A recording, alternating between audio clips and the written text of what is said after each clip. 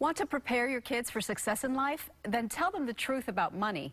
So says the author of the book, How Money Works, financial educator Steve Siebold, who joins us now to share some common lies that he says parents need to stop telling. Hi, Steve. Thanks for joining us. Thanks for having me. You've outlined 5 lies that you think parents tell way too much. I'm not sure that every parent will agree that they are lies, so you might have to do some convincing here. Number 1, stop telling your kids they'll never be wealthy. Yeah, we hear this all the time across the country from people that their parents had said, you're never going to be rich, you're never going to be wealthy. America was built by entrepreneurs, by innovators, by forward thinkers, and it really comes down to solving problems. So instead of telling your kids they're never going to be rich or never going to be wealthy or even financially independent, tell them to start focusing on solving problems, because the bigger problem you solve, the wealthier you become. Stop teaching your kids that life is fair. I like that one, and I agree. Yeah, I think we all figure it out pretty soon, Yeah. pretty quickly, that life is not fair. So I think it's good to start with that. And when kids look at wealthy people and rich neighborhoods and things on TV, to say that, some people are born into it. Some people, 1/3 of wealthy people inherited their money, 2/3 are self-made. And so this is something they can control, but not everyone is born with the same advantages, of course. But that doesn't mean you can't work your way up. Most self-made millionaires in America are stories of people that came from nothing, humble beginnings, modest education, and really even modest talent, which they'll admit. Exactly. Number 3, stop telling your kids they won't be able to have fun if they're focused on money. Yeah, I think they're not mutually exclusive. I mean, so many entrepreneurs. I mean, people, and also people that have high-level jobs or professions, doctors, lawyers, accountants, etc. They really enjoy what they do, and when you enjoy what you do, of course, as we all know, you get good at it, you get better at it, you focus on it, you think about it, you dream about it. So it can really be fun if you engage your passions, and then you focus on solving problems within that subset of passions. You can become wealthy in this country.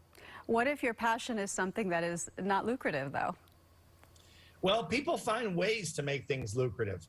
Teachers find ways to create tutoring services, and then they franchise the tutor service. So there's always a way, typically, to take something and bring it to scale. And there are a lot of people that are really good at that, and you can find all this information online on the web.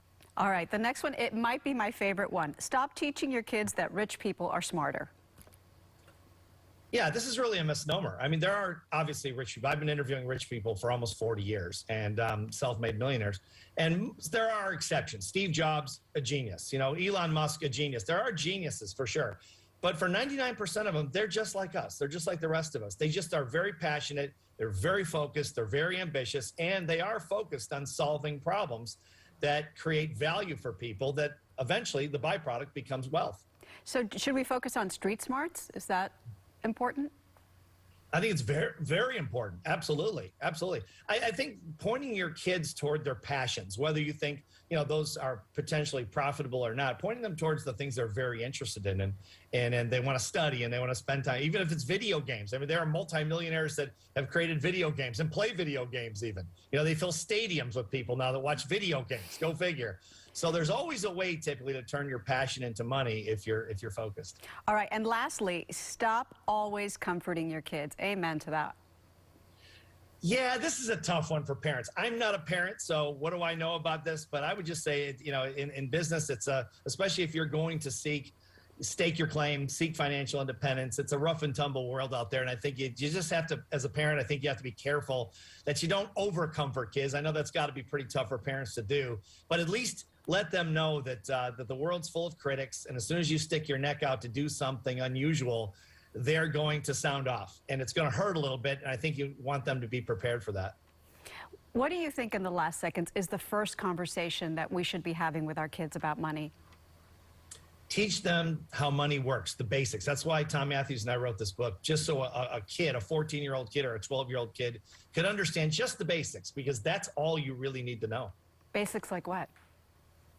Basics like things like the rule of 72, how long it takes for money to double at a given interest rate, the time value of money in investing, basic compound interest, if they could really explain and understand compound interest, just basic things like that that can really change the way people look at their money.